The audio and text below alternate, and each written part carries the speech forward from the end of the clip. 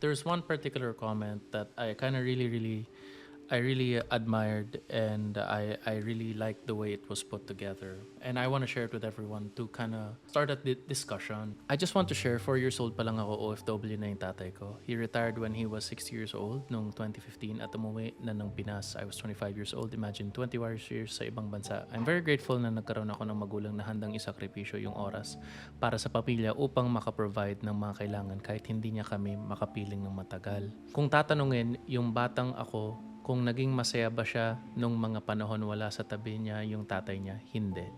Pero batang ako yun eh. Wala pang kakayahang intindihin yung mga bagay-bagay sa mundo kumpara sa edad ko ngayon na maaari mong ma-realize lahat. Ang point ko dito, kung ikaw ang magulang, kahit may paunawa mo ng mabuti sa anak mo yung mga ganung bagay, may lamat na yan sa puso at isipan niya. Yung kalungkutan sa mga oras na wala ka sa tabi niya, at may epekto ito sa kinahihinatnan ng buhay minsan ng mga anak na kahit ibigay mo nyo lahat sa kanila, may isang bagay talaga silang hanapin at alam nyo siguro kung ano yon. Now, I'm at 35 and a father.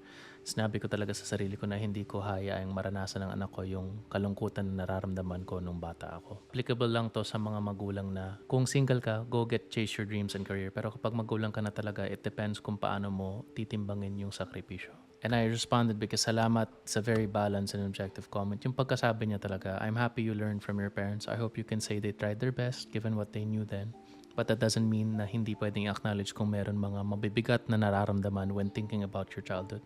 Just because they did their best doesn't mean you can't speak or acknowledge the effects of how they chose to do things. I think this is a very healthy discussion, and I'm not saying this to make OFW parents who sacrificed their time with their family feel bad. If anything, I actually want to bridge a conversation that I think a lot of OFW parents and OFW children, a conversation that I think would be very healthy. And I think that to kick off this conversation, just because you did your best as a parent doesn't mean that hindi pwedeng i-acknowledge yung mga bagay kung saan may kulang talaga kung meron man. Dahil kahit maski best binigay natin, and this is the hard thing about being a parent kasi responsibility natin mga anak natin, not just to feed them and clothe them, but to also make them feel whole and loved and cared for. I empathize. I am a parent as well. Minsan, binibigay mo na lahat pero kulang pa rin kasi syempre, binabalanse mong bilang maging provider, maging maayos na magulang na mahalin at alagaan yung anak mo. Pero minsan talaga, even if we give our best, there are times na kulang. And I'm not saying this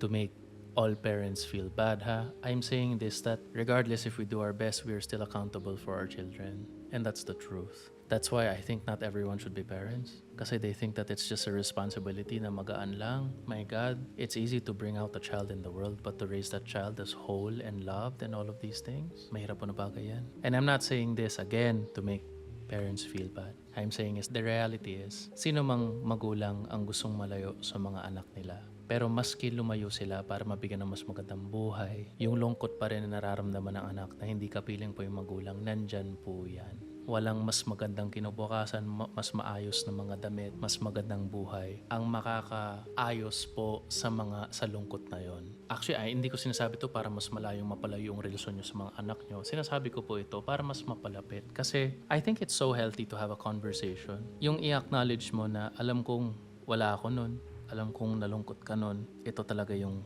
naisip kong pinakamaayos during sa times na yun para mabigay. Baka pwedeng nandito ako sa Pilipinas at bigyan kong buhay at magsugal. Pero ayokong isugal para sa iyon. At alam kong nalungkot ka kasi wala ako nun. Nalungkot din ako. Na-empathize ko din ang lungkot na mapalayo sa mga anak. I cannot imagine that life. Kaya hindi ko ginawa. I also empathize na hindi pare-pareho mga circumstances natin.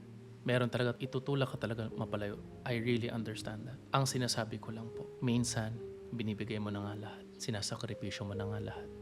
Napalayo ko na nga sa mga pinakaminamahal mong mga anak, pero kulang pa rin. At minsan mararamdaman mo na kulang pa rin to. Hindi pa rin masayang anak ko. Ang lungkot-lungkot ko na nga yung pagtitiis ko para mabigyan sila mas magandang buhay. Kulang pa rin to. Valid yan bilang magulang at naintindihan kita. Pero maski sinakripisyo mo po lahat yun, syempre, sino namang anak ang gusto mapalayo sa magulang? Sinasabi ko lang. I think maayos din po at maganda rin po acknowledge po yun at makita din po yun. And I'm sure lahat naman ng mga anak, alam nila ang sakripisyo na binigay ng magulang nila. Kaya meron siguro mga anak ashamed na i-admit to. Kaya natutuwa ako sa comment na to kasi he was brave enough to admit na may kulang talaga maski pinaintindi sa kanya, gets. And I think most children would be ashamed into feeling may malungkot pa rin, kulang pa rin dahil wala kayo dito. Alam ko nabigyan ko naman ng magandang buhay, pero kulang pa rin kasi gusto ko nandiyan ka. And I think lahat naman ng mga magulang, lahat naman mga anak, yung love language sa lahat, oras, time eh. Pero minsan talaga kailangan mong isakripisyo yung magulang. I'm not saying there's right and wrong. I'm saying that there is a gap for parents and children who don't have that conversation. Feeling ko po, lalo pong malaki na po yung anak nyo at naiintindihan na po yung buhay. Feeling ko mas mapapalapit pa yung relasyon nyo sa anak nyo at magulang nyo kung pag-uusapan nyo po yun. Alam kong kinulang ako dahil wala ako. Pero ito talaga yung napili ko. Pero alam kong nalungkot ka. At kung sasabihin mo bilang anak, sana nandyan ka. Kasi alam ko naman nagsakripisyo ka. At alam ko mahirap yun, pero gusto ko sana nandiyan ka. And kung iyak kayo, umiyak kayo, have that conversation. Express nyo na lahat yan. Life is too short. I think mas mapapalapit. Kasi kung na-acknowledge po natin yung mga feelings na yun, you give room for those feelings to exist at mas makaka-heal ka sa lungkot na yun. Kasi kung nawalan man kayo ng oras noon, mas mabibuild nyo po yung relasyon na yun from something real, meaning hindi mo pinipigilan ang mga feelings na yun kasi nahihiya ka na sabihin at bilang magulang, binigay mo na nga lahat tapos kulang pa rin. Ang hirap din na-admit kasi ang dami kong binigay para sa'yo. So parang ashamed ka rin na isip na alam kong kulang pa rin kasi ikaw na nga nagsakripisyo ng buong buo para sa anak mo. But if you can get over those feelings and have this conversation, I believe it will bring you both closer together.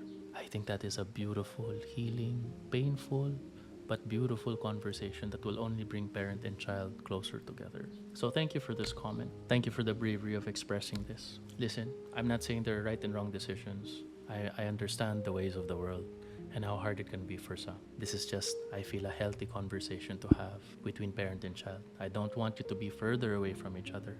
I actually want parents and children in this circumstance and situation to be closer together. And I hope both parent and child can have the courage and the vulnerability to have these conversations.